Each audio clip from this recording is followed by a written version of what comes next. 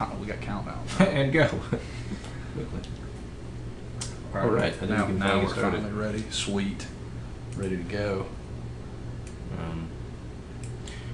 Alright, so now we're starting to step into developing in Revit. Following our 3Ds of design, develop, demonstrate. The develop portion will be about 4 classes, so 2 weeks of developing our initial sort of conceptual masters we did in the design phase. Let me go over that. Let me slip this slide what we'll be doing this week. So this week we'll be covering a lot about taking that sort of initial mask we created in the conceptual design and bringing that into an actual project. So now we'll start to describe the actual project interface, and the actual meat of Revit is that project interface. So what we'll be doing is, first we're just going to give a quick, introduction into how the interface works. I mean, stuff we've kind of already gone over, so we're just going to skim through it real quick. And then what we're going to do is set up a few levels in there and get some context. There's Dina. And then we're going to bring in that mask that we created the other week. I've actually adjusted it a little bit, so it's a little bit different than what we had on Thursday. But we're going to take that mask, bring it in, and then apply some actual walls and roofs and stuff like that to it, some floors. And we're going to start with the exterior and see how far we get, and then we're going to change the mask, bring it back in, and then see how it changes the actual project. And then if we have time, our next class we'll probably go into the interior stuff, such as some more additional walls, some other floors, railings, stairs, stuff like that. We'll get into Thursday. And then we'll start to actually customize those things as well. It says next week, but I think we might get into a little bit of it next class, and then further customization of materials and components and things like that next week. And then after that, we'll start to go into actually editing families and then creating new families and stuff like that. So that's a little farther in the future, so let's just stick to what we'll be doing this week. Let's go ahead and get started here. Let me minimize this. We can go open up our Revit here, and then you want it to. No, golden, perfect. All right.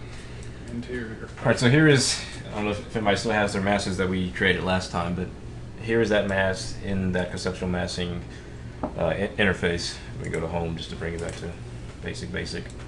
And what we're going to do here is we're actually going to open up a project. Go ahead and get us a project open so that we can load that into that project, which we did last class.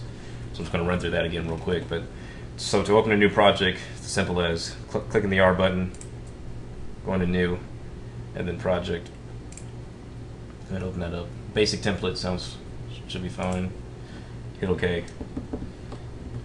So this is sort of, after you have that mask sort of built in there, you save it. Then once it's done, then we can bring it into here. But before we actually bring that mask into the project interface, we're actually going to set up a few things here so that it'll be ready to bring into context, things like that. So we're going to start with just add in a few levels here, and then we're going to put in some topo, so we give a quick intro into topo and site, stuff like that.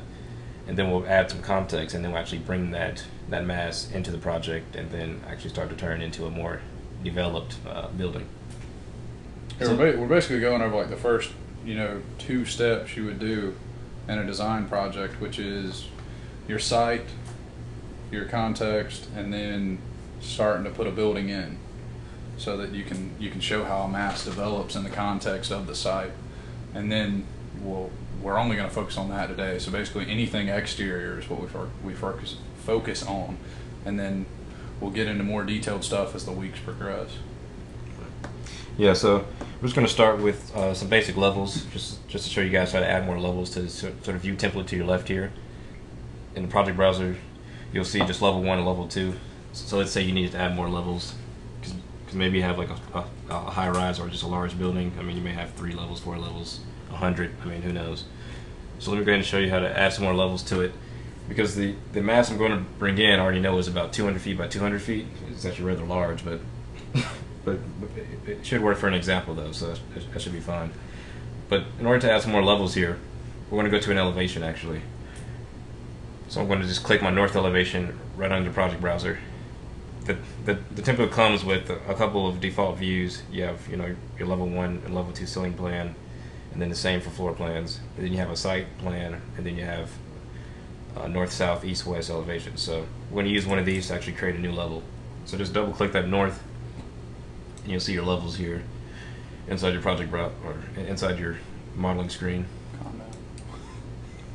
And what we're going to do here is just add some levels here. So you can either select one, hit CS to create similar, or you can actually go to your levels tool. So if we go home on the home tab, you'll see pretty much most of the majority of your tools. But we're going to go to the levels, which is under the datum category here. It's a level. You can click that, and then you can simply drag the shape of the level across here. So let's put it at about 10 feet. We're just going to click and then drag it across, and now we have a level 3. And you keep doing the same thing if you wanted to add some more levels, just by clicking and dragging. Another way you could also create levels is with the pick lines tool. Up here in the draw command, you'll see the green line and then a pointer cursor. And you could do that as well just by clicking and then offsetting. If you look at your modified tab here, you can actually change the offset to say 10 feet. And then you could just click one line and it'll show you the blue dotted line tells where the next level will go. And then you can simply click and it will create another level for you. So this is useful if you have like a tall building and you need to make, you know, a lot of levels quickly. You can just click each line at 10 feet and it'll keep creating levels for you. So anyway, we don't need 100 levels. I think 7 should be fine. So just work with these. And as you can see, once I draw these levels, it'll actually add a view for that and a ceiling plan on my left side here. So in your project browser, you'll see level 1 through 7, and you'll see ceiling plans as well. So that's how new levels and new views are created. So once we have that done, we can just go ahead and hit escape. Just get back to the default screen, and to bring us back to, because it is an elevation view, but we want to be on our site plan. So on the left side in your project browser, you'll see sites. We're just going to double click that. And what the site view does is give you an overview of the entire project. It's not like a level 1 or a level 2 where it has cut planes. It just shows like a really far out satellite view of your whole entire project. So if you're doing topo, you have to be on the site level before you can actually start creating it. You can create it on other levels, but you won't be able to see it unless you go to your site plan. So I'll go ahead and show you how that would work. If I was on my level 1 and I wanted to start a topo, that would be in your massing and site. So we're going to go to that tab at the top here, massing and site. I'm going to click that. And then you have your model and site tools, parking components, site components. We're going to go to topo surface. That's used for creating 3D topological surfaces. We're going to click that, and you'll see the warning down here at the bottom that says, in your currently active view, topographic elements are not visible. And that's just saying you can't see it unless you go to your site plan. So that's exactly what I was talking about. So I'm just going to click on my site plan now, bring up that view before we actually start creating this topo surface. So once you've selected your topo, we can just close this out. And the topo works in a point system. So what you do is you use points to actually define the shape of your topo surface. So I'm just going to click the place point tool up here at the top, and I can start placing points. But you'll see on your tool options bar that there is an absolute elevation or relative. Right now there's only the absolute because there is nothing else to relate to, but what this does is it creates a certain height or distance for each point. So if you put a point at 5 feet and then another one at 0 feet, it'll gradually connect those 2 points together on a smooth surface. Let me just show you here how that works. So if I have it on at 0 right now, I'll go ahead and put down 4 points to define the outside perimeter of the topo. And you'll see how it starts to connect the dots and create sort of a basic shape for our topo. And now if I were to change the elevation of the points to a different height, so I can go to my design options bar again and change that to say 5 feet. Put it in 5. and then start to draw points, it'll actually put these points at 5 feet, and you'll see how it sort of gradually adds contour lines to define 1 foot, 2 foot, 3 foot, 4 foot, and then it's at 5 feet. So if I were to keep adding those points into another square, it would create a pad that's at 5 feet in the center and then goes to 0 feet along the edges. So that's essentially how it works off of a point system. I'm going to actually make this one a little bit bigger. Once you've drawn these points, you can actually escape and select those points. You can go to your modify command, top left, and then you can select those points and actually drag them out to make the side a little bit bigger, because I have a pretty big project. So I'm just going to drag these out just by selecting the point and then clicking and dragging it. You can also select points and then change their elevation. So let's say I wanted this point to be at 3 feet now. I can select it and go back to that options bar and change that to say 3 feet. And then hit enter, and it will change that to 3 feet now. And after this whole site is created, we can always come back later and adjust these points or make the site bigger or whatever we need to do. And so I'm actually going to bring these down to where it's not such a drastic change. I'm going to put 2 feet. So I'm going to click and drag all those and change it to a 2 feet grade. I'm not trying to do anything too complex. Another way to create topos is actually with a CAD import. So let's say you had a CAD drawing of all the contours of the site. What you would want to do is actually bring that into CAD and tell each line to have a certain height. So if you knew one line was at 5 feet, like this line here was 5 foot, and this one was 2 feet, then in the CAD program itself, in AutoCAD, you actually have to make those lines 3D. So you would have to click the line and go to the properties of it and change that Z height to say 3 feet or whatever height it is actually at. And then once you change all the lines to a certain height, you could easily bring that in as sort of a 3D surface, and then what you could do is just say create from import. And what you would do is just after you import it, you would select it and say use the import, and then it will convert all those lines into point systems and then give you a nice detailed topo surface. If you don't have a CAD file that has the Z-axis set up, you can still bring it in as a flat file, and Revit will still recognize the entire file. You just have to go back and tell which areas are at what points. So if the only thing you can get is a flat CAD file, don't waste time trying to draw random points in Revit. Go ahead and bring in that file and then just change the points yourself, because you're going to have to draw it anyway, but you can at least save a little bit of time, especially if you don't know how to use CAD completely. It would be easier to do it in Revit just like that, because you're going to have to change it in one of them anyway, so why not? Yeah, you could also bring it in and then just trace it with points. Yeah. It's up to you really. But it'll still recognize the CAD file. It'll still give it points. Yeah, you still use it for reference. So it'll still give you the reference, so it's a little bit easier. But I mean, most opportune thing would be that the CAD file is already 3D, so that you can just import it directly into Revit and start your buildings. You have a detailed surface there. All right, so once you're done drawing all your points, you simply hit the finish surface button, which is a big check mark. So you click that, and now you have a topo surface. And now you can select that if you wanted to, and then go back to edit surface right here at the top here. And it'll bring you right back to that editing sort of interface where you can add more points or subtract some, whatever you want to do. Weird looking. All right, a quilt. Undo those. I don't like the way that looks. Anyway, and then hit finish, and then it will update it. All right, so once we have that, I don't really have a CAD document to sort of see sort of the massing of buildings around it, but let's just say you had an urban site and you wanted to put on just a few masses to sort of give your building some context. Hopefully you would have some CAD drawings of how the building footprints are that you could just take and then extrude up the same way we created our mass in the 3D environment or the conceptual environment. We're going to do that, but with actually in-place masses. So this would be where you would use sort of an in-place mass. So we have our site here. Now I'm going to go to my in-place mass, which is on the massing and site tool as well. So we're going to click in-place mass here.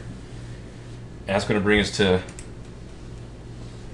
it's going to say we're going to turn on the show mass mode, so you can actually see the newly created masses. That's good. going to close that. And then we're going to name this, I'll just name it context, because these will actually become the buildings around your actual design building. So we're using the same tools we use in a conceptual environment, except now we have floor plans and site plans and things like that. But you can still do the same way we built them there with, you know, a sketched out profile, and then the create form button. And now that's a 3D object. You can't really tell because we're in site plan, so we're looking at the top of it. But if you go to 3D, you can clearly see that that's actually a mass now. I'm going to go back to my site so I can start to lay them out a little better. I'll leave this whole footprint for the building, and then I'll put buildings around that. This is all kind of relative, I don't know exactly, but just to give it some kind of context. Put a building there, create form, then I'll put one over here, maybe a circular West End hotel. Right here. It's probably way too small compared to the building. See, my building's about 200, so yeah, it looks good. And then I'll just draw out maybe a L-shaped building over here. Then maybe close this half the site. I want to say create form.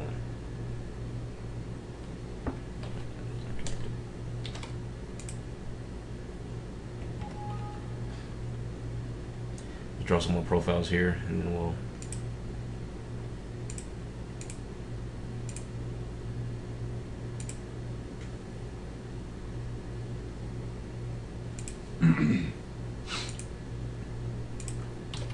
Alright, now I'm going to go to 3D and I'm just going to extrude these up. So here's one profile, I'm just going to say create form. Now we got a mask for that one, so let's say that building's at that height. Let's say it's a 10-story building, so it's 100 feet tall. And then we're going to take this profile and then say create form. Same thing, I'll just adjust it to a different height. Maybe it's a little higher rise. Maybe this is low too. And maybe I can bring this wall out some. Of course, you'd have these sort of set if they're real world buildings. You can just say I want it to be wider on this end, but I create form there. Let's have a tall West End right here. You could say whatever you wanted to. Yeah, you kind of do whatever. Just wouldn't advise that. Yeah, technically you do whatever you want No, to. I want to change that building. That wasn't a residential home. Nah. Yeah, it was blocking my building, so I moved it out. Yeah, I just moved that one. No big deal. Alright. Let's just take this face and sketch on that. Create a little something right here. Or something. Maybe I'll select this face and add a little. Try not to waste too much time just putting in little buildings, but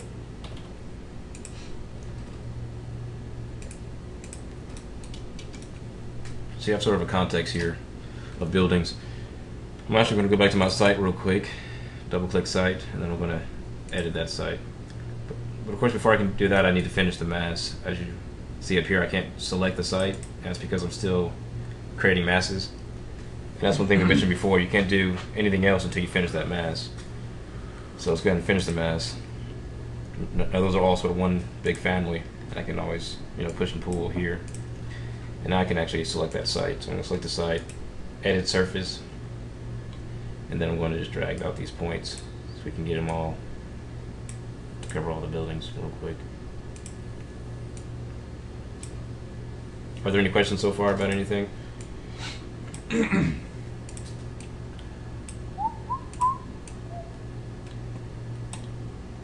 Perfect.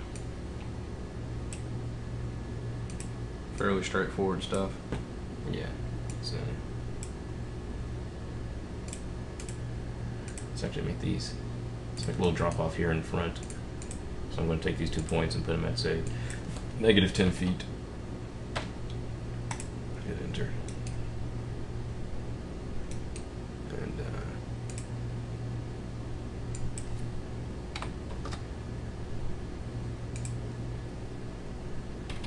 alright.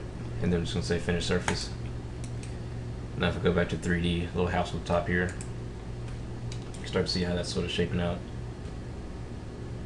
I guess 10 feet's not that much when the building's 300 feet tall. Doesn't seem like too much of a slope, but I'm also going to change my view. If you guys remember from before, your view properties are down here at the bottom of the screen. So we can change the detail level to say fine, and then we can change it from just the hidden line to say shaded with edges, just so we can start to see, you know, the color of our topo and some of the massing of the buildings a little bit better. So now we have sort of a little context for, you know, sort of an urban site. So now that we have a context and the topo going here, we got some more levels in. Now let's go ahead and bring in our conceptual mass into the center here. Now what I'm going to do is I'm just going to go back to my site view before I bring it in. The edges don't become 0. The question was, do all the edges become 0? The edges don't become 0, but that's like the default. You can change them to whatever you want to, though. Yeah. The default for a surface would be a point would be 0, 0.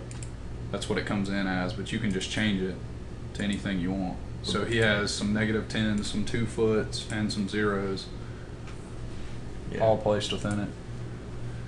Yeah, so these are 2 foot. So that one's still, like the bottom left one's still 0. Yeah, is this one 0? No wonder it's weird like that. Change it to -10 too. There we go. Actually, just do something more drastic. Let's do like a -50, since the buildings are so intense. Because I want our building to sort of hang off that cliff and just sort of, you know, be like an icon for that hill or something. I don't know. So finish that. Finish. And yeah, it defaults to 0 when you first start drawing the topo, but then you can change them to whatever you want to. They don't have to be at 0. So let's go back to 3D here. I'm just going to adjust these masses just so they go into the ground a little bit here, so they're not sort of floating in here. So just going to click the mass and then drag them down real quick.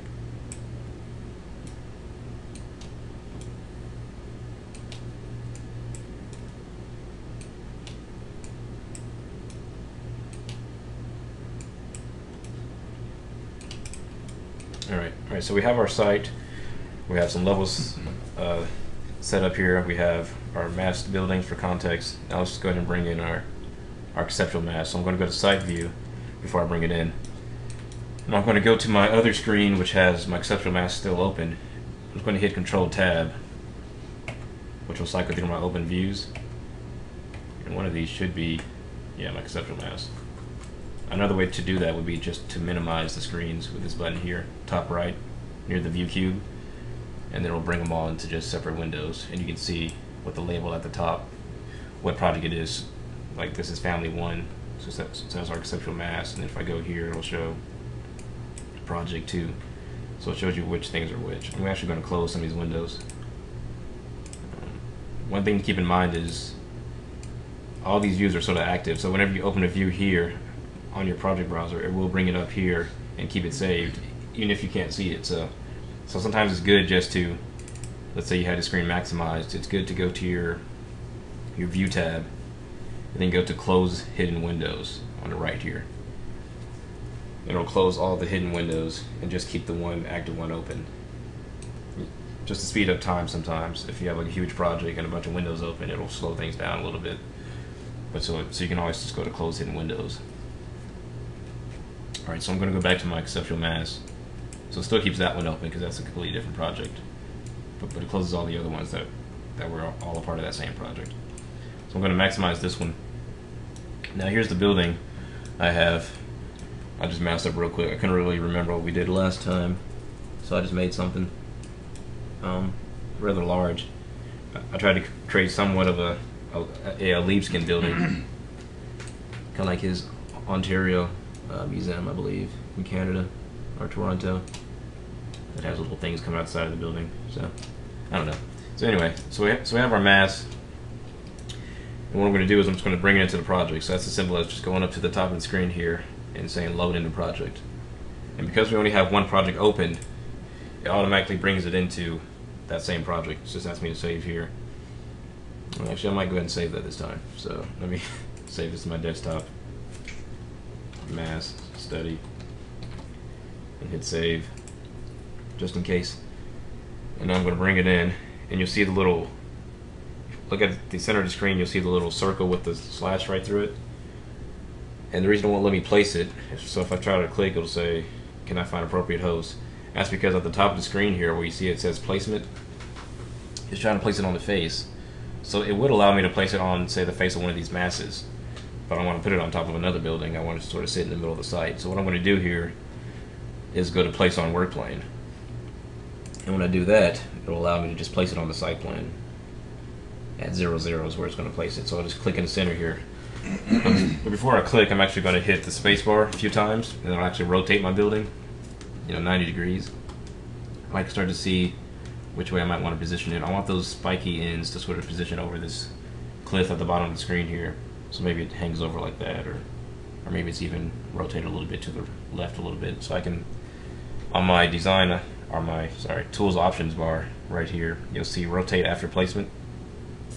And I'm actually going to click that so that after I place it, I can rotate it in the exact position I want. So click that first, and I'm going to place it right here in the center. And then I'm going to, and you see a rotate comes up. So here's 0, 0, and then I'm going to rotate it, say about 15 degrees to the north, and then I'm going to click. So now I have it perfectly placed on the center of the site. And you'll see it still wants me to sort of place another one because it thinks this is sort of just a family that you're trying to place in the project. So you make sure you hit your escape key before you try to do anything else. If you keep clicking, it'll keep placing them, all over the place. 0, 0 is would be level 1, ground level.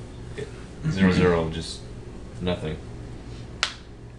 So 0, 0 means level 1. So if I click level 1, that's where it places it. Just have to, 0, 0, just the absolute 0 of the project, not level 2 or 3 or 4 or 7 or anything like that. Just have the, just the bottom. I don't know, the most. Yeah, 0, 0 is saying that's the base point of the entire model, basically. That's all it's saying. It's saying the absolute lowest point without going into a negative number. So it's the bottom of the model. So 0, 0 would be level 1, like you're saying. Which is what your level 1 defaults to is 0, 0. Yeah, it's the point of origin. So I'm just going to hit escape here so I don't keep placing them. Hit the escape key. And that'll bring me back to just my generic view of the view tab. So let me go ahead and click home. So if I go to my elevation now, the same place we created these levels at, so our north elevation, double click that on the left side here under the project browser. You can see sort of where 0, 0 is. It's right here at level 0, or level 1, sorry, is 0, 0, 0 feet 0 inches,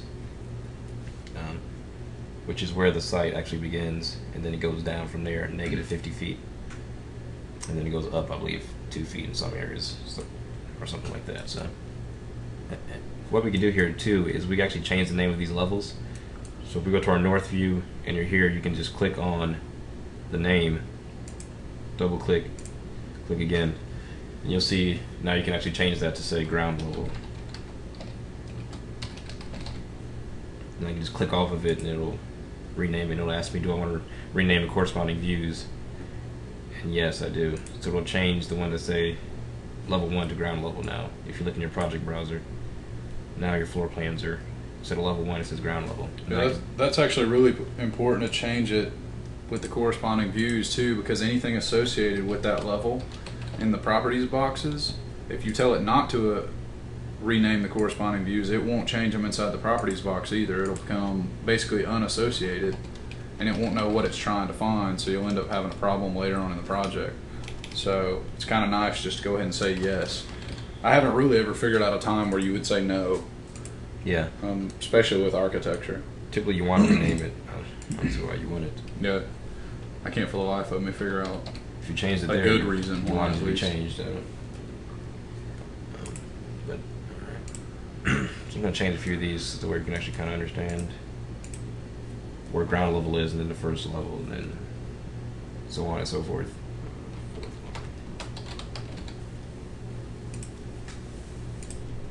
Alright, so far so good, right? No questions yet? I can even name this 5th level. And I can call this one, say, the roof.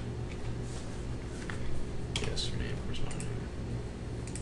Some of this may be review for some of you who've taken, some classes on Revit. But you may not know what we're going to go over next, which is actually applying walls and roofs to this mass. So this part has like really nothing to do with the architecture side as much as it's just common knowledge, really. This is what everybody does. Revit firms do this. Everybody does it. It's not something we made up. But the next part is something we kind of made up. So anybody that's on Facebook, get off of it. Pay attention. Focus. All right, so I just changed my view properties for this one, just so I can start to see where that ground plane is and in the buildings. All right, so that is in the project. So now if we go to our 3D view, we can sort of see that in 3D, how it sort of masses out. And all these buildings are sort of transparent because they're just masses. Revit treats them as just sort of references. They're not actual components in the project necessarily. They're just sort of used for references. And so next we're actually going to apply actual floors and roofs and walls and windows and things like that to the project, so that you can actually take those and turn those into actual sections and real elevations and stuff like that. So, right, so we have our buildings here, we have our mass in here. So now let's go ahead and start applying some faces to that mass, such as walls, floors, roofs, things like that. So the way you do that, that's also under your massing and site tab. So if I go to the top here, click massing and site, and we'll see we have our conceptual mass, and we have model by face. Model by face is what we're using to sort of turn all these sort of faces into walls and roofs and floors. Now the floor one is actually kind of tricky. We'll go over that one in a second. But let's first start by just applying some curtain systems and some roofs and walls to this one. So we'll start with just let's go to wall first, just generic blank walls. We're going to start with all generic things, and then later in later sessions we'll actually customize all this stuff to more, I guess, sexy walls and roofs and stuff like that, curtain systems that look a lot better. But initially we start with just generic walls, see how it looks, and then start to play with materials and stuff like that later. So I'm just going to choose a generic 8-inch wall, should be fine. And then we can just sort of select faces here. So this is sort of the front part of the building, so I want that to be kind of glass here. Kind of want these sort of extrusions to be on the sides here, glass. So I'll just place this wall on this wall back here. And then I'll say, so I'm just going to go about this the way I want to. Say I want that to be a generic wall. This is kind of generic except for that outside glass. So a wall on the side here, a wall on this face. Oops. Wall on this face. Okay.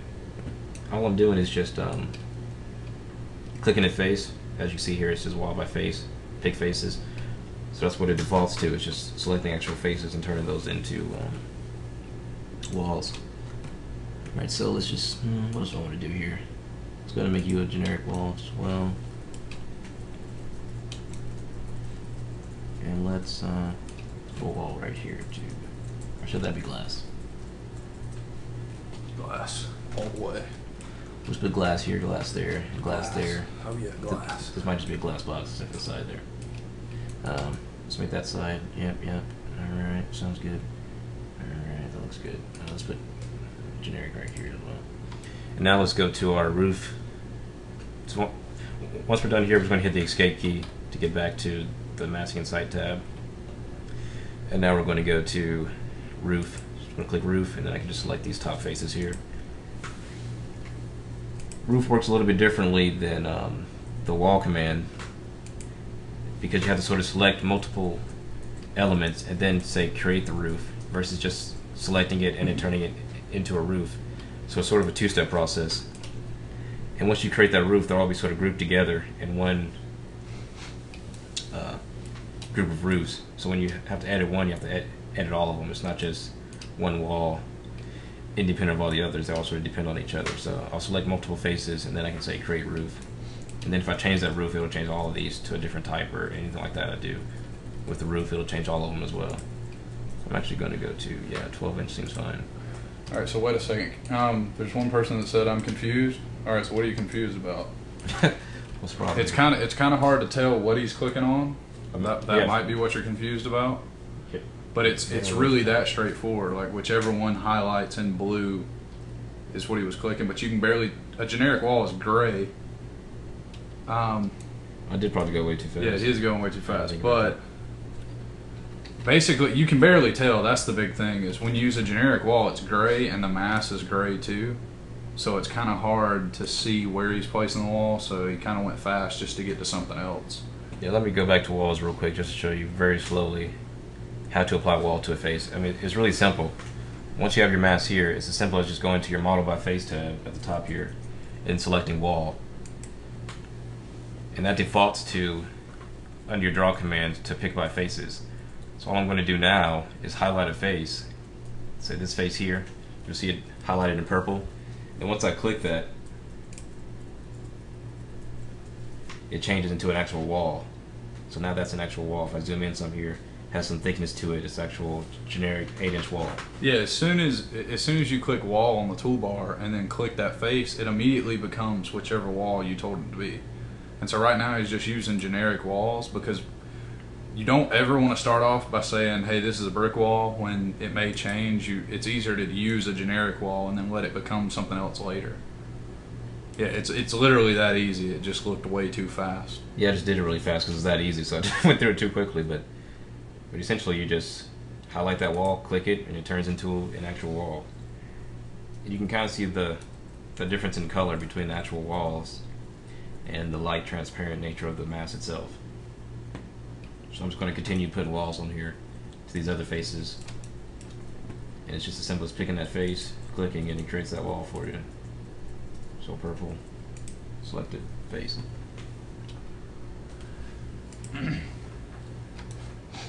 Alright, cool. Move on. Back to roofs. Yeah, so now they're all placed. Now I'm going to just hit the escape key to get out of that walls and go to roofs now. So just click roof.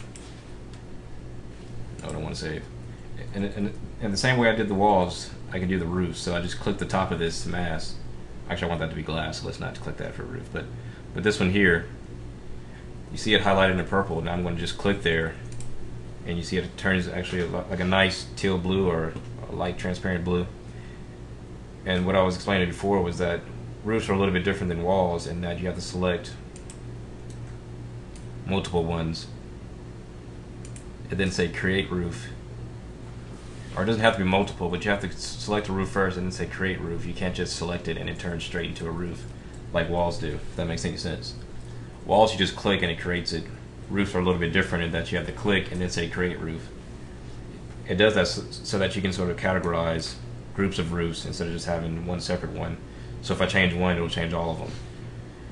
So that's the way it works. And so once those are selected, I want those three, you see them sort of highlighted in light blue to become roofs. I just click, create roof at the top here after I selected it. And now those turn into actual roofs. You can sort of see the difference in shade.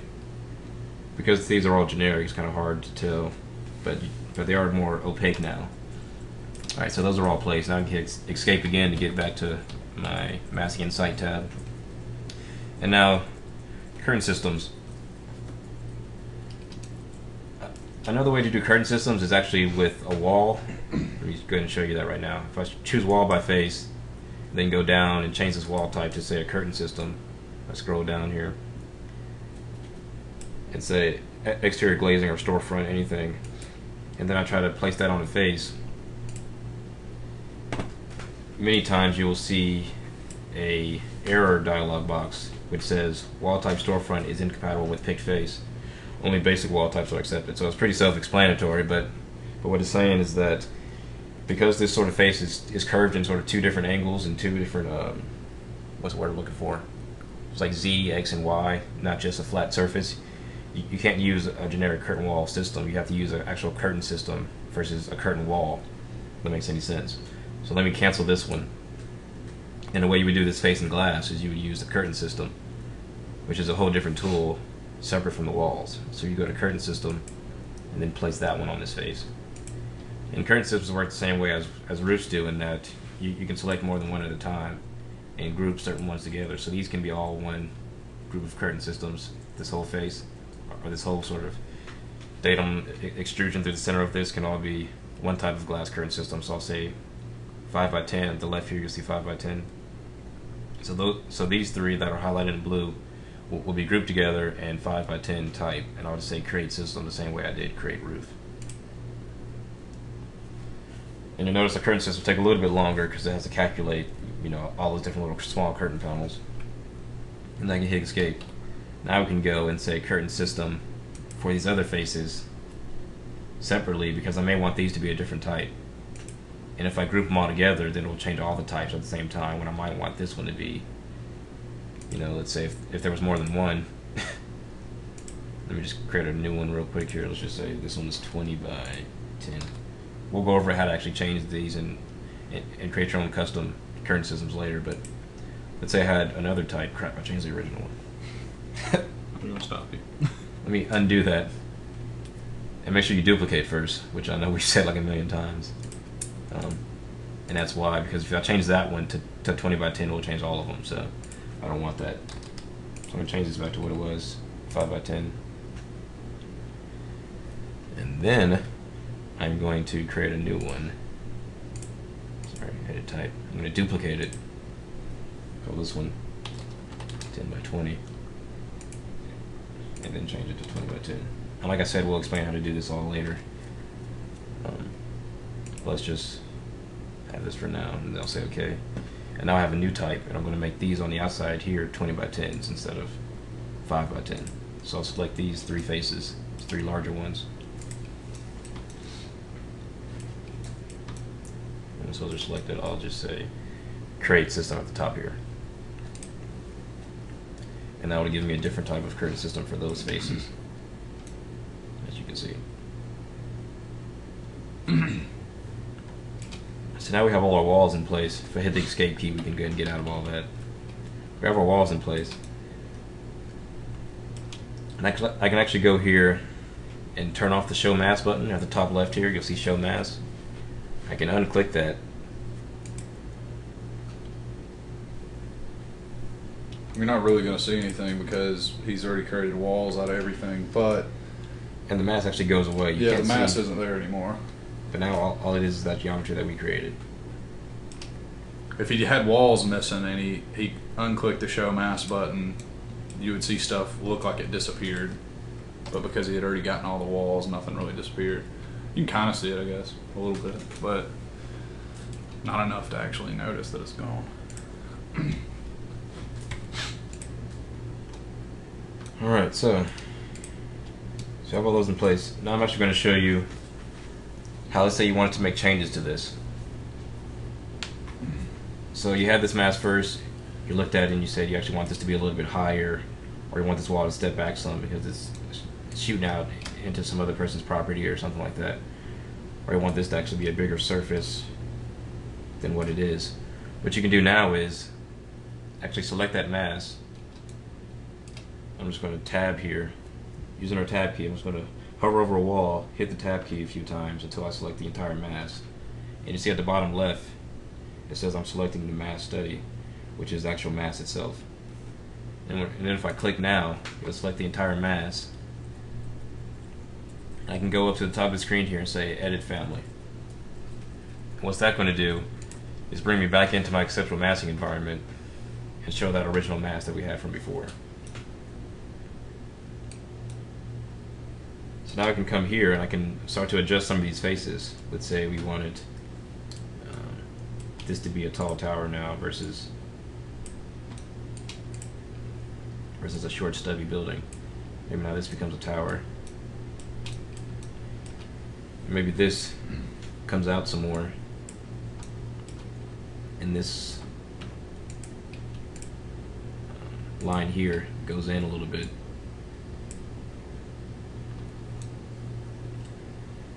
And even this point here goes up a little bit higher. Just some small changes. Maybe this one. Maybe this point goes up a little higher as well. A little bit more drastic appearance. Maybe this even gets a little bit skinnier. So I'm just selecting these faces and pushing and pulling, changing things a little bit. That's one thing you want to take note of is he's just pushing and pulling faces, lines, and points. If you go in and try to actually edit the face like we were showing you how to do last class, it won't automatically upload in the project. It'll completely delete that wall, or it will unreference it and leave the wall there. It depends on how bad you mess with it. Yeah. So you couldn't make one of these flat walls an arc all of a sudden and then have it update automatically. You'd have to go in and actually redo that wall. Yes, let's see how much we can change this without it not being able to update. So let's say I rotated this actually a little bit just to make it even more dramatic. rotate it the other way.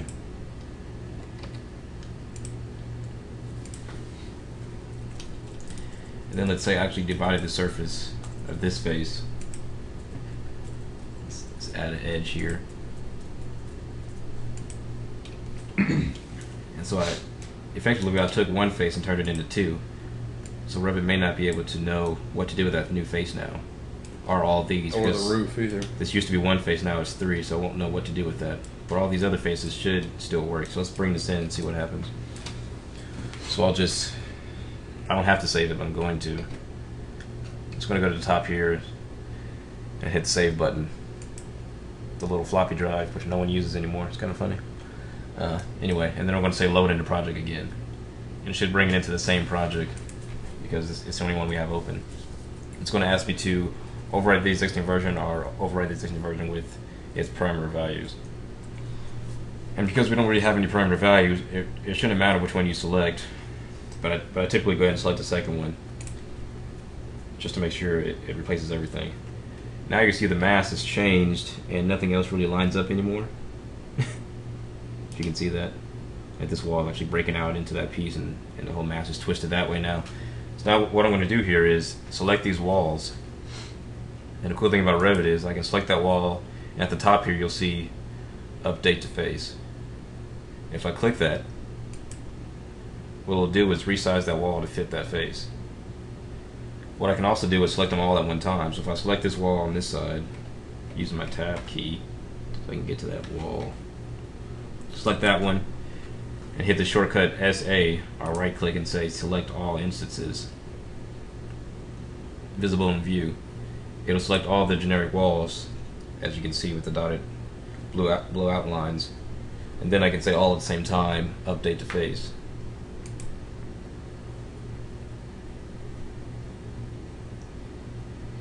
And saying it can't recreate that one because it's no longer vertical, it's actually twisted now, so we'll just say OK. And you'll see which walls could still work. This one still works. As long as the face stayed in the same plane, effectively the wall should still adjust to it. Like this tall tower now, the walls are actually really tall around it, when before it was just a short block, but it still transforms with that new tall tower. But as far as the face that we twisted, I believe it turned it into more than one face, so now it's not going to be able to recognize it. Now let's go ahead and see if we can adjust these curtain systems to match the new slanted faces as well. So I'm just going to select the curtain faces and then just say update to face. You can see those actually work pretty well. Yeah. But if you look here, you see it's only on this face because it was only one face that we had selected before, so it would only fill up one face. We'd have to add another one for this face here. And let's go to our roofs and adjust those as well. So let's click roof and say update to face.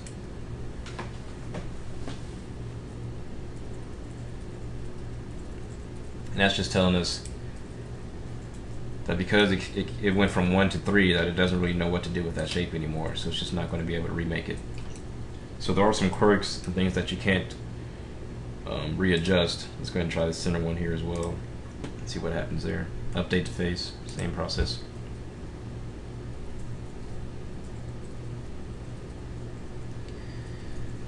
And that one actually twisted all the way around it, so that's pretty cool.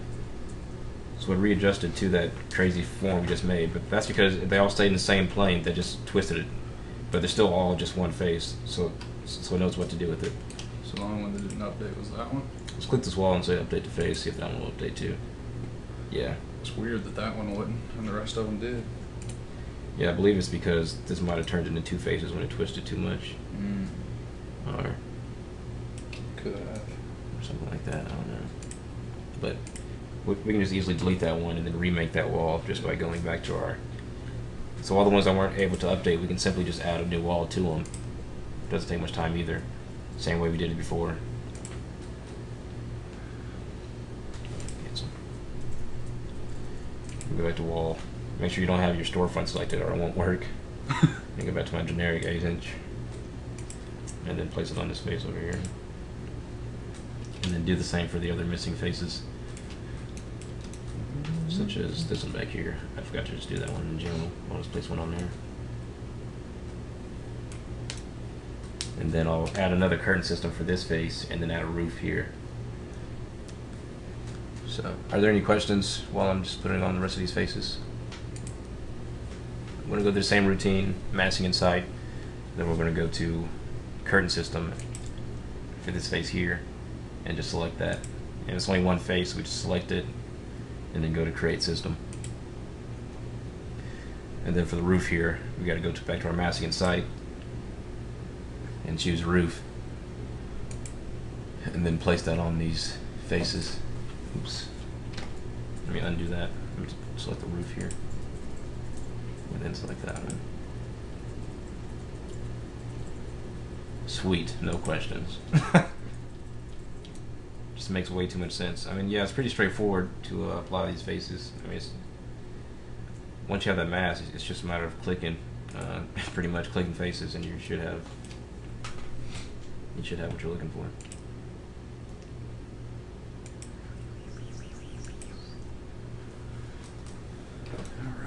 Alright. So let's go ahead and move around the model, make sure we got all of our spaces covered.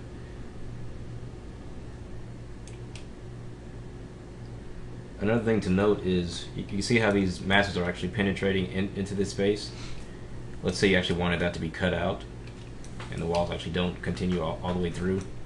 What you would do with your actual model itself is tell those to actually join together, sort of join the geometry and sort of cut out these shapes to where they actually just create one big shell versus different extrusions penetrating each other, which I kind of like the way this looks better. But let's just do that real quick just to show how that would work. So let me just select this mask again, just by tabbing and selecting the mask study, select that. So you keep doing this as as much as you want to, adjusting walls and reloading. I'm just going to go to edit family. Sorry, that's going to bring us right back to our interface. And what I'm going to do here is I'm going to, instead of these being their own objects, I'm going to use the join tool, which I'm not sure if we went over clearly enough. But what we're going to do is just select join right here at the top where it says geometry. It's under your modify tab. Join. And when I click that, and then I select these two objects. We got, which one do I want to join? Let's join this one. So I select this larger mask to the left here, and then the centerpiece.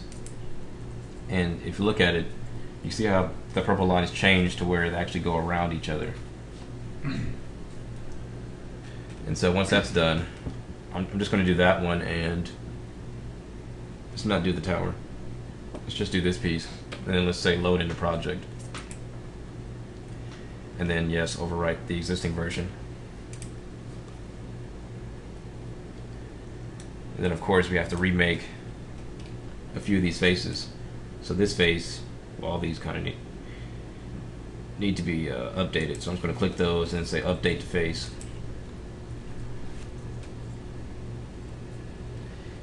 And now you see it's actually being cut out right there. Instead of just continuing through, it actually gets cut out right there. So we could keep it this way and have this part come in and this part be cut by that. Or we could actually go ahead and remake these walls as well. Remake this roof. And remake this wall.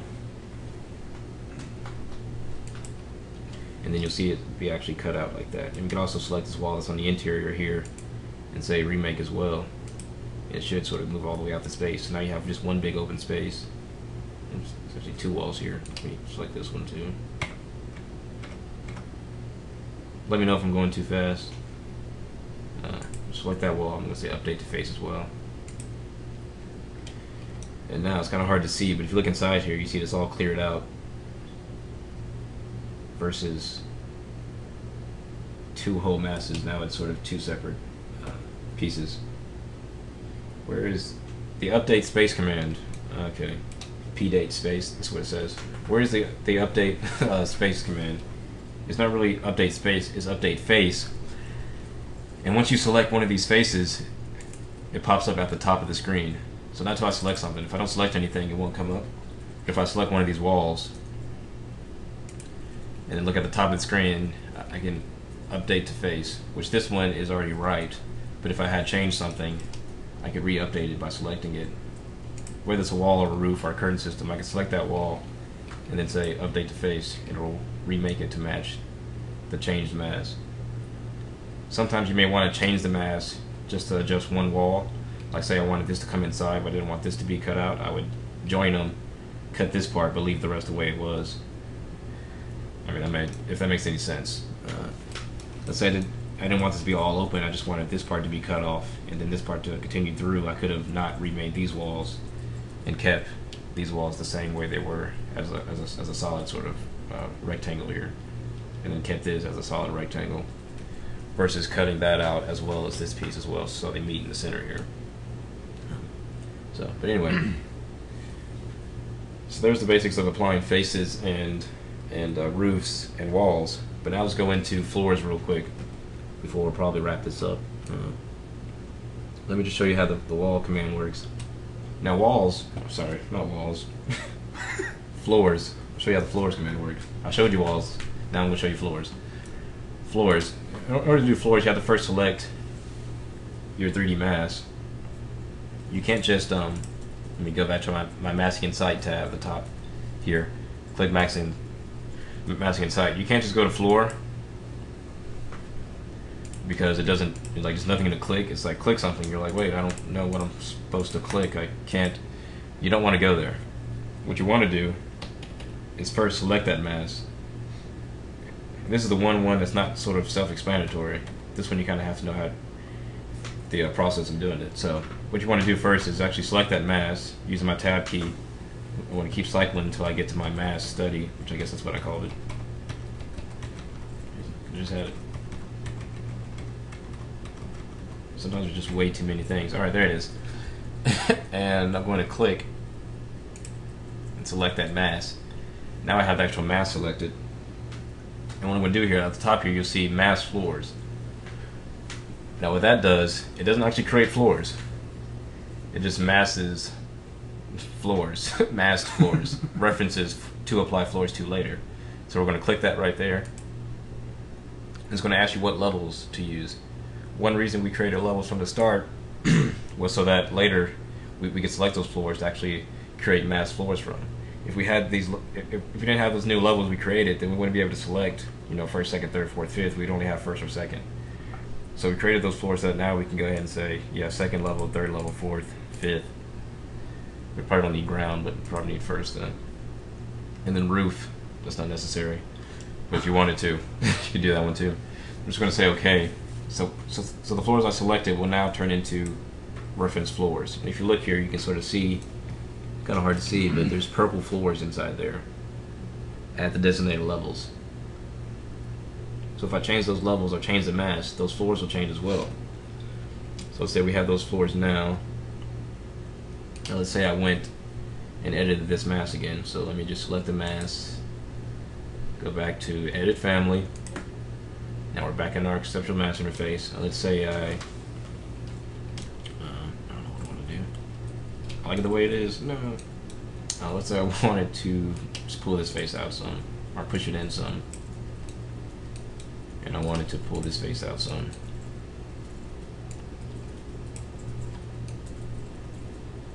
And I wanted to make this a little bit fatter.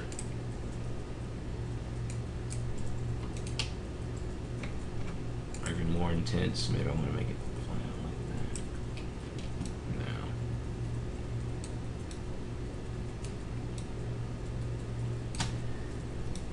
And then I'll say load in the project. Again, so we're going to bring it back in and we're going to override it.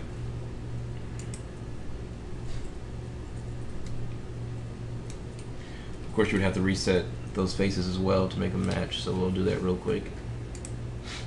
Select the face, update the face.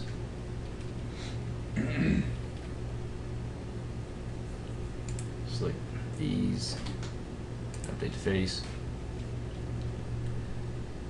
Select these, update the face. Select this one, update the face. Select this roof, update the face. I think that's about everything. Yeah, this roof. Select the roof, update the face. And so now we have a whole new model that quickly. And we do the same thing with the floors here.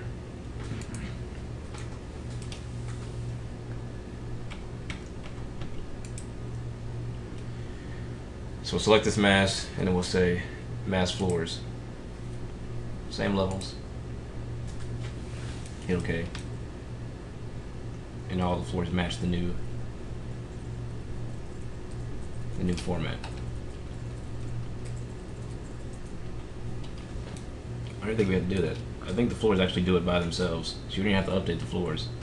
What you would have to do though, the mass floors will change as the mass changes, but once we apply actual floors to these, we'll have to update those. So let's go ahead and put some actual floors on these references. So we have references now, but they're not actual floors.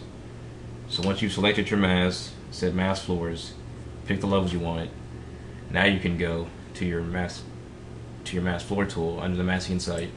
You can go to your floor tool, floor by face, select that, and it's as simple as just clicking each level. So let's say we want one here, and these work the same way as curtain systems and roofs in that you can select multiple floors at one time, choose the type you want, and then go to create floor. SA again is a shortcut for select all instances, and what that means is, which is the way I selected all these walls so fast. I would just select one, hit SA, and it will select all the same walls of that type, and then I can just say update to face. And the way, what that is if I were to right click, say I selected this roof and right clicked and said select all instances, all it's doing is selecting all of that same exact type. So all roofs that are generic 12 inches, it'll select, that are visible either in the entire project or just in this view. Same thing works for walls. So if I select this wall, it'll select all walls generic 8 inches.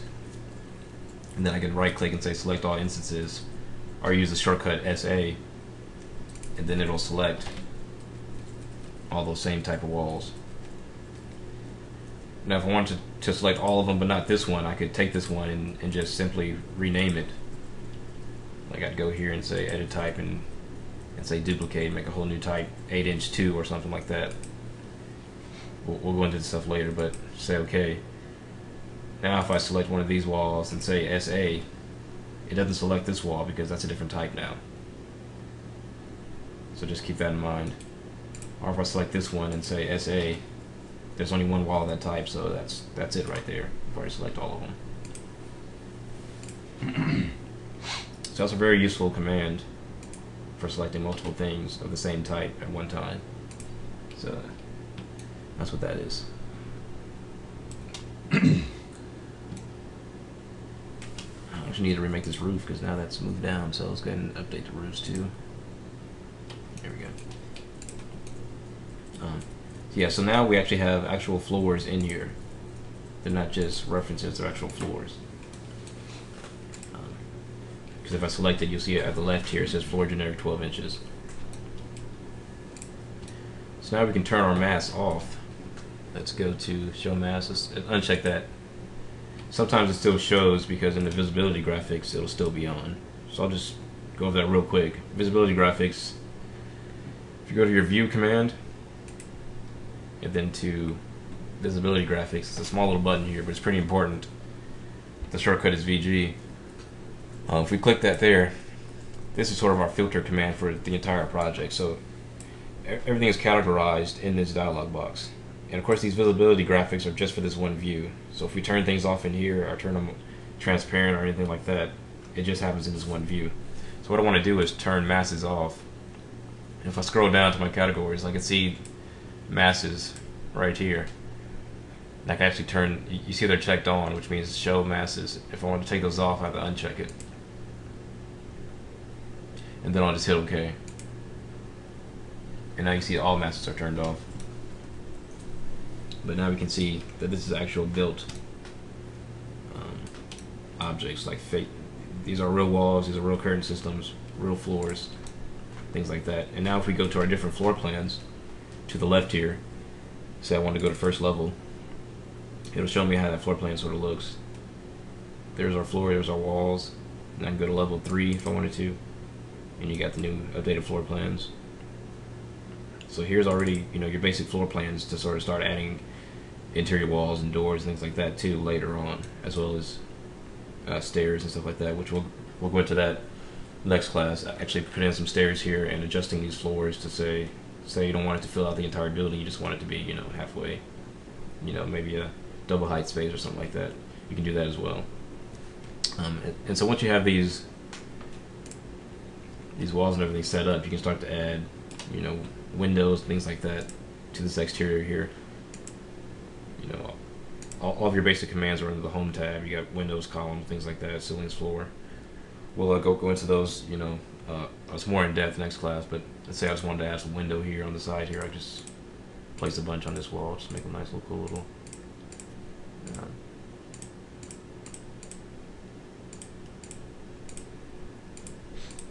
Because these are actual walls now, so now you can start to apply real components to these different elements. And again, we could go back and change this wall, push it back some, and then say adjust the face, and all this stuff should move back. As long as we don't do anything too crazy, like turn this into 3 different faces or twist it way too much, then we should be able to just update it and see that new updated contractor's nightmare. I guess so. I mean, you saw the building in Vegas with just crazy points everywhere, just wasted space all around that Leapskin did in Vegas. But learned the hard way never to say anything about pointy roofs. Just this one right here. Just I have no compliment, no comment, nothing. I'll say anything. Yeah, because that'll get you a C. Adam's he's pretty. That'll get you failed in the studio. So watch your mouth. He's not trying to do this crazy stuff. Just doesn't make any sense. Actually, it looks kind of cool, but you know, it's definitely not practical. It does look cool, but it probably looks cooler in the computer world than it would in real life. It definitely makes no sense, but. So yeah, so then you can start putting on walls, windows, things like that. But is there any questions anybody want to ask about anything like that?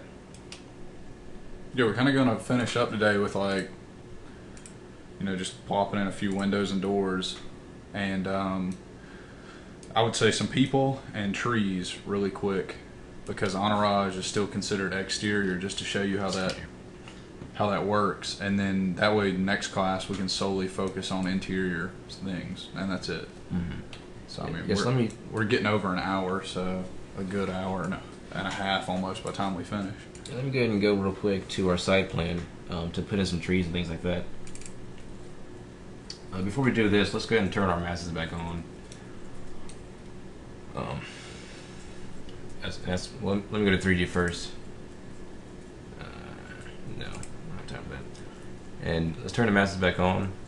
Same way we went before. We're going to go to View, View tab, then Visibility Graphics, and the shortcut is VG, which I usually always use shortcuts. But so we're back in here. We can turn the masses back on. Mass. I'm going to check that box again. Say OK. Because I want to see our context. I just don't want to see the mass for our actual building. So what I can do is I can tab and select that mass that defines the shape. So I'm going to select that mass study and have it selected. And then I'm going to go down to my glasses at the bottom of the screen. Click that, and I'm going to say hide element. And that'll just turn that one off, so we can still see our context, but not have our mass on in here. Another way to hide that permanently, which I mentioned before about the difference between a quick hide down here with your cyan border around the screen, which says you have stuff temporarily hidden. Let me go ahead and unhide that, reset temporary hide and isolate. This is the quick way to hide stuff with the glasses at the bottom here. Now if I want to permanently hide that from exports and all that stuff, I'd have to select it again. And instead of going down to my glasses, I'll actually right click. And this one up here that says hide and view is completely different from the glasses at the bottom. Even though they seem like they're similar, they're actually two completely different things. What this one does is actually hide it permanently, so it's not visible in plans when you are, sorry, in 3D views when you export it, or any view you're in and you hide it this way, it won't show up when you export them. It's only going to take effect in that view though. Yeah, so it's only for this view here, but if I were in a plan and I wanted to hide the masses, I'd do the same. Yeah, you have to reselect it and say hide again. So now you see it doesn't tell me that I have that hidden. So sometimes you may be wondering, like, where's my mask, or you might have forgot you hid it, and it won't tell you that you have stuff hidden. You go down to your glasses and you'll say, wait, I can't reset or anything like that. So the way to get that one back would be with the little light bulb down here. And what this will do is it'll tell you what things are hidden. It's really hard to see, but the mask is actually still hidden. I'm going to select that and then right click and say unhide in view. So it's a really long and drawn out process to sort of unhide those things. And then I'm going to turn the light bulb off, and now the mask is back. So typically when you hide something that way, you really don't want to see it. Which typically once I've started developing my building, I will hide the mask that way because I don't want to see it anymore. But if you're still changing things, I wouldn't hide it that way. I'd just hide it temporarily at the bottom of the screen. And same thing with other stuff you're working on. Say you wanted to hide this building to where you could see it. Say you wanted to hide this building in the foreground, or all these, just real quick. You could just select them and then hide them, hide element, and then do what you need to do. This is a pretty cool building. Do what you need to do, and then go back to your glasses and just say reset. It's a lot easier than clicking here, right clicking, saying hide in view, element, and then going back to the light bulb, and then unhiding, and then turning off the light bulb. It's a lot more work to do it that way. So if you're just trying to get it to where you can see something clearly, you just hide it temporarily with the glasses. And then the more permanent hides, from views and exports, you want to do it that way. Alright, so anyway, let's go ahead and hide that again. Crap. Let's hide this mask. Right click, hide in view, element. And now let's go to our site plan, and let's add some trees in here real quick just to see some scale. And that is actually on that same tab with masking in site. So I'm going to click that tab at the top here. And we're going to say site component. And then it automatically defaults to a 25-foot red ash tree. But if you click this tab, you'll see like 20 different types of trees. So if you wanted a taller tree or a lower tree, you could select like a 42-foot oak and place those around the site real quick, which seem pretty small because it's a massive building. But then you just simply click, and these will snap to whatever plane that the topo is on. So if I click lower, it'll be lower on the site. And if I click higher, actually go on the top of this topo surface. Which is cool about site components mean they actually follow the site, versus just a regular component would go wherever you want it to. So is there any questions? I see somebody saying slow down.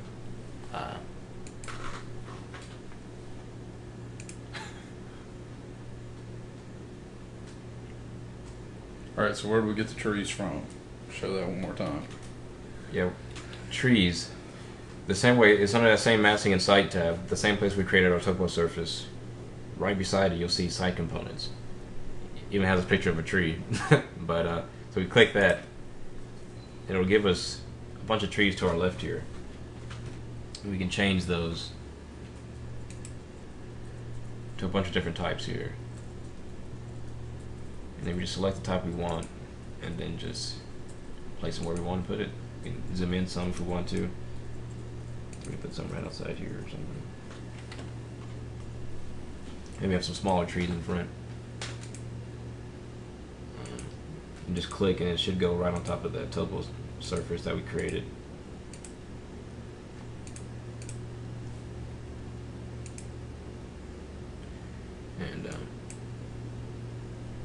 And so these down here, which should be at a lower elevation, so on and so forth. So if we go back to our 3D view now, you start to see those trees placed. And as I said, these actually come in lower because they follow the lay of the land, and these are higher up with the building.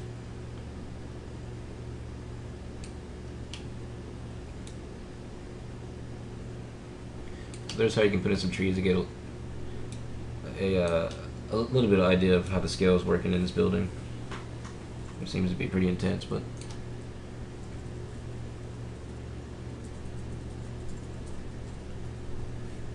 there's a question about if you hide the surrounding masses, how do you know where to place trees?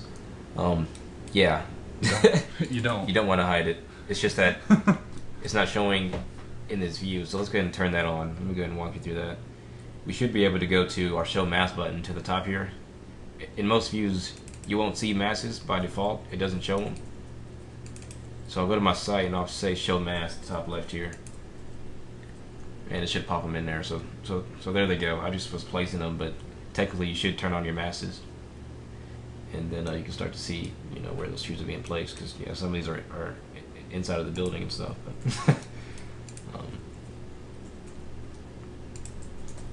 So yeah, turn on your masses first if you need to, just by hitting that button there. And then if I wanted to hide this mass here, I could always select it and then either hide temporarily with the glasses or hide in view by element. We're gonna hide that and then keep these just for references. Yeah, it's actually a beautiful greenhouse down there. That's what this building is. It's a greenhouse. This actually could be a greenhouse, this building, when I think about it. Or a sauna. One of the two. That could just be a big sweating room. Just go in there and lose weight every day. Yeah, there you go. Sweet, that tree just popped on top. Awesome. Put that tree inside there. Let me actually, I'm going to select this tree, change its type to like a smaller tree, so I can put some trees on the top here. Let's put it like a 15-foot something. No, too small. Or too big still. How about we delete this floor? And delete you. Ah! And move you down. Get down there, little tree. Just by changing the offset of this tree, I want to bring it inside the building at, let's put in 40 feet. Let's try 35. Oh, it didn't change. Okay. Now there it goes. Let's try. Should be like 37. 37. Why is the floor gone? Oh, it wasn't a real question. Yeah, why is the floor gone? Oh, we wanted this tree in the space, so we just took out that whole 4th floor of 500,000 square feet and put in 2 trees instead. Is that cool with you? Alright, great. Yeah, that's how it would go over, I guess, with the owner. Just, yeah, I know you wanted that whole 4th floor, but we decided to just put in some greenery. And so, yeah, this is actually a pretty interesting little building. Kind of like this. So if there's any questions, we're kind of wrapping this up now. I'm just sort of playing around with this. I'm actually going to go and adjust these floors a little bit, because if you look at these, you can see they're coming sort of outside the building, which actually kind of makes a cool little graphic, but not quite what we want here. What I can do is I can actually just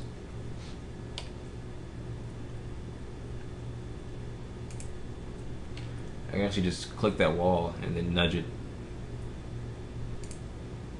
It's saying I can't keep it joined because I'm moving it off the face, but I can actually just select it and use my arrow keys and nudge it just by hitting the down arrow key. Like I'll select this face here and just hit down once or twice, and it'll nudge it, you know, off that face to where the floors aren't coming outside of the wall. And of course, another way to do it would be to actually edit that floor. But we'll go into that in the next class, how to actually change these floors to do whatever you want to versus whatever the mass is saying to do. What you want to do is sort of start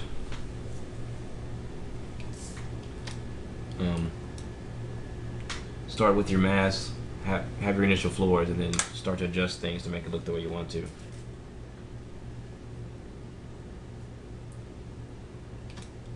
Like when you finish, throw it up when we're closing everything out. So, lead points, yes. I mean, you want it lead platinum, so we told them we had to put a green space just in the center of the building. This so. building wouldn't get any lead points. It's got too much wasted everything. It's like, so you're trying to waste all that there, and then you're... All right, so you use twice as much concrete as you were supposed to. Sweet. Everything's glass, not energy efficient. Awesome. So you make up for it by throwing trees everywhere. Sweet. Well, we put in a bunch of greenery, so... Yeah, but we're net 57 trees on the site, so, I mean, that's worth at least 40 points, right? But, sir, you lost 130. Ah, darn you lead. That's right. Exactly. So So yeah, that pretty much wraps us up. Go to the website. Let me stick about this. No. What do you? Any questions? Last request. Let's go ahead and bring the site up for you guys to look at real quick. Well, that's pretty much it for today. We're just going to show you one last time where you can go if you have questions, especially once school starts back. So here's the site. We're still editing it. It should go through one more edit right before school starts. But go to forum.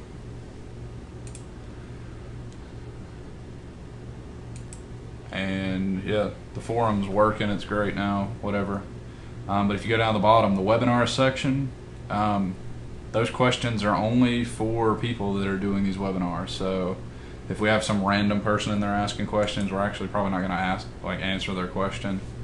But there's a couple of cool things. You can upload pictures of stuff that you're actually putting together. That way, if you have a question, we can actually see a picture with it. But yeah, the only thing I would say besides that is if you don't have the book and you got $37 to spare, go right here and click on the Mastering Revit Architecture book right there. The little link we have, it'll bring you over to Amazon. It should still be 30-something% off right now. Yeah, it's still $37, but it does go up in about 2 weeks. It goes up to about $50. So it's a good way to save, 10 or 20 bucks. I mean, it could go up a little bit higher depending on how many they run short of. I mean, we're getting this book like it's that good. So. Yeah. the book's 5.5 pounds and it's about 3 inches thick, and it contains over 1,100 pages of just Revit goodness. It's literally mastering Revit architecture. Yeah. Like, it really is mastering the program. And the cool thing about this book is it's the first book in 4 years done by Cybex and Wiley that wasn't just the authors. Like Eddie, Phil, and James are the main authors of the book, but me and Jeremy were a co-author. We had one chapter. There's other people that were co-authors. There's actually about 12 co-authors total. So that's why the book's so large, and it goes over stuff that just pertains to massing, or just pertains to architecture, or just pertains to a studio life like me and Jeremy did. So I'm getting the book just for the sake of reading those 12 people's articles. I already know the rest of the book. I know what's in the rest of the book. But the other half is... But the other half is 12 people's opinions on how to do like film and stage in Revit. Just crazy things. How you can do large projects in Revit, containing 40, 50, 60, 100 buildings. Yeah. How to do really complex topos, stuff like that. Be really nice. Yeah, we don't get a cut off the book or anything, so it's not like we're trying to talk the book up. It just really is that good. No, we're just saying grab this. Just thought I'd let you guys know. Grab it before it goes up. Yeah, we're in there, but we don't get... Yeah, we get nothing. We did it for free. It's not like we're trying to make you buy it or anything. We're just saying it's pride for us that the book sells. That's all it is. Yeah. We would hate for people to buy the book and say it was garbage, especially that chapter those kids wrote. Yeah. That chapter over Revit Classrooms sucked. But yeah, that's pretty much it. Good book though. Yeah. I mean, I have the other ones before we even did it, so. Exactly. I have the one all the way back to 2008 or whatever. I did have one that was from Revit 9.1. It was about I think it was 200 pages, and it stunk. It didn't tell you anything. Take it easy. But yeah, that pretty much wraps this class up. Next class we will, let me bring up the PowerPoint real quick. Be covering,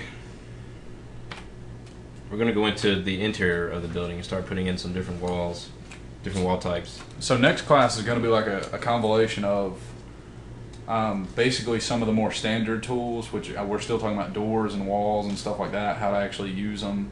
Maybe the ceiling tool would be a nice one to go over. But then some really complex tools like the stairs. We're really going to go into stairs. I'm actually hoping by the time school starts that with what I'm trying to do right now that I can make a stair tool that actually works a little bit sexier for everybody to use. And that would be one of the things I'd probably just give out for free, just to kind of see how it works. I've done a lot of work with it, and I've talked with a couple of people so far that wanted to see it, just because the stair tool is really complex. Yeah, we'll compare the difference between the two, sort of the in-house stair tool in the program versus the family that Adam's creating. It might actually be nice to show you the difference, because like the one I'm creating, can't do, for instance, like turns. You kind of have to know what you're doing to make it turn. But the in-house one has so many parameters tied to it that it can just really tick you off. So hopefully by going over the stair tool for 30 minutes of that class, we'll go over both on Thursday, yeah, that we can really nail it down, you know, how to actually do stairs. Because, I mean, they still give me trouble. Stairs can make or break a project too, ironically enough. Yeah, if you have an ugly stair in your project, that's all jurors will focus on, is your ugly generic stair. Just a generic stair. All right, so that's a standard railing there with a standard concrete stair. Sweet, ugly. Yeah, exactly. But yeah, we'll show you the difference. That, railings, interior walls, some doors, curtain wall door. Yeah, curtain wall door. Which is always fun. That's another 15 minutes of the class right there. Just the curtain wall door. Like just there's some weird things about Revit that are just crazy hard. It's like, why is it so hard to put a door in a curtain wall? Yeah, we were talking the other night, and like if we had to change anything, like that's the first thing we'd change is how to do the freaking door in the curtain wall. You can't just click it in. You have to do like 12 different steps to make the thing work. They're easy steps, but people always forget them. Every single time you'll have somebody asking how to put a door in a curtain wall, it just won't go in. So we'll definitely go over that. So we're going to go over that really slow. Really slow. So. And then the other thing was the stair tool, so we'll go over that really slow. And the stair tool works the same as the ramp tool, so we don't really need to go over both of them. The stair tool is more important. Yeah. Ceilings, components, we're going to go over. I'd say components for probably next Thursday when we do families a little bit, or maybe even next Tuesday. Yeah, customizing and stuff will be a little bit further down the road, but yeah. So Thursday, look for some pretty standard stuff, but then on half the class, more advanced. Kind of pull out your hair a little bit on the intermediate advanced level. So we're giving you a good kind of selection of beginner and intermediate advanced maneuvers on Thursday. And then Tuesday, we still have to talk about this. I'm going on vacation Sunday, actually. So it may be that to make those last 3 sessions really good, that we'll take a break and then hit it really hard the week I get back from vacation, just in case there's any issues that I'm not completely out of reach, like last Thursday. Yeah. You can still submit questions and things like that. Yeah, that might be a good time for you to like review some of the stuff and really dog us with some questions. And do like a sweet project and then take that and push it further with more questions. So because the stuff after we do Thursday's lesson, once we get into Tuesday, Thursday, and the final Tuesday's lesson, that's going to get into some really, really complicated stuff. Really complicated. Yeah, you should have went on vacation. I probably have a small project. If you download Revit 2011, you could actually use one of their projects they have. They have projects already set up that look really sexy. Yeah, they're pretty intense. That you could actually go in and like physically mess with stuff, but you won't be able to do stuff like the massing, the contextual massing stuff we're talking about. They don't have that stuff set up for anything. Yeah, there's nothing set up in Revit like that really. But we could look just to see. We can think about something, see what we can put together. Maybe a intense assignment, and then do it, and then come back with questions, and then we'll get into it. Yeah, if we're gonna take a break that week, that might be something nice that we take a few hours on, like set up a project for you that you can mess with. That way, you're not doing everything. Yes, going through a project. Yeah, we actually probably could do something like we did in last year's class. Not as hard as that one. What did we do last year? The split house. For people who don't know. Yeah, we did last year. Is how we taught the class was we started with about 20 people interested, and I picked a residential home called the Split House, and basically because it was symmetrical, I figured it'd be a little bit easier, and it contained generic stuff, basic stuff, basic site layout, but then it had some really complex like structural things that went with it, and roof sweeps and stuff like that. Some nice details.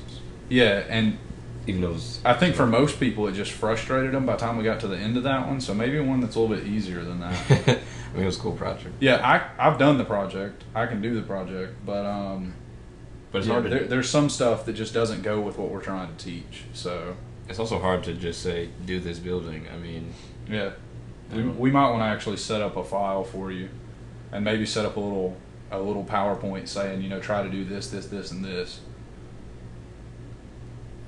any question, just forum. But yeah, forum questions, put them in there. That way, you know, anybody else that's doing these webinars, because I mean, there's only what, 6 people here, 5 people, and there's still another 11 that are watching these that could benefit from y'all's questions. I mean, we can even, I mean, I can do like just quick hour-long, just maybe, I don't know, overviews of questions and stuff with just me, or just explain some stuff or something. Y'all like could that. get some quality Jeremy time Yeah. while I'm gone. But it won't be official classes.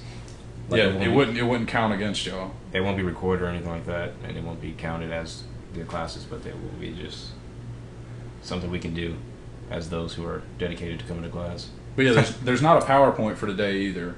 FYI, I know Stephanie was asking about that earlier. Yeah, this is the PowerPoint right here. There's no PowerPoint because there really wasn't any way for us to put a PowerPoint together that wouldn't confuse you a little bit with some of the steps. And then some of them are so trivial we didn't want to put a PowerPoint in there and insult you either. But we are going to have basically one big PowerPoint for the next 3 classes. Certain classes need PowerPoints more than others. Yeah. Like the families and stuff like that, and creating masses, you need a PowerPoint. The basic stuff, though. Can you still send the vid before next class? Yes. Yeah, definitely. We can try to send the video tomorrow. Try to send it by tomorrow morning, I guess, at the latest. Tomorrow afternoon, about 12, lunchtime. It should be sent out. So, Adam just left me, so I don't know what to do. I'm all by myself. So, but, yeah, we can always have some informal sessions while Adam's gone. Maybe do a quick little project or something. We could do that, actually. Okay. Yes. Yeah, we'll do it before noon. I'll make sure that happens. Get the video out to you guys before 12 o'clock, noon, so people can use it for their study sessions and stuff like that. Study sessions, groovy. All right. No problem. See you Thursday with all the interior junk. I think that does it. You can go ahead and be playing with this though. Definitely try to bring your mass in and apply some walls and see what happens. See what you can change and without it messing up, stuff like that. And yeah, and come with some questions and stuff, and we'll look at it. So that wraps it up. Thanks, guys. Adios. Cool beans and all that. Ow. Make sure you get that recording, yeah.